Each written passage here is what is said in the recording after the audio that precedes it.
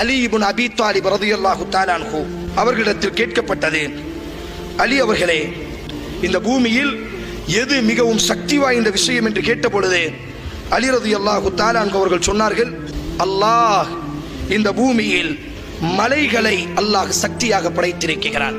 சொன்னார்கள், இல்லை, அந்த மலைகளை உடைக்கக்கூடிய இரும்பை அல்லாஹ் படைத்திருக்கிறான். வாக்குவல் ஹதீத், இரும்புதான் மிக சக்தியானதாக இருக்கிறது. இல்லை, அந்த இரும்பை கரிக்கக்கூடிய நெருப்பை அல்லாஹ் சக்தியாக படைத்திருக்கிறான்.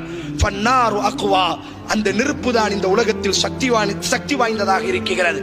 சொன்னார்கள், இல்லை, அந்த நெருப்பை அணைக்கக்கூடிய வல்மாஉ அக்வா, தண்ணீரை அல்லாஹ் படைத்திருக்கிறான். தண்ணீர் தான் மிக சக்தி வாய்ந்ததாக இருக்கிறது. இல்லை, அந்த தண்ணீரை சுழல வைக்கக்கூடிய வர்ரீஹ் அக்வா, மேகத்தை அல்லாஹ் படைத்திருக்கிறான். அந்த மேகம் தான் சக்தி வாய்ந்ததாக இருக்கிறது.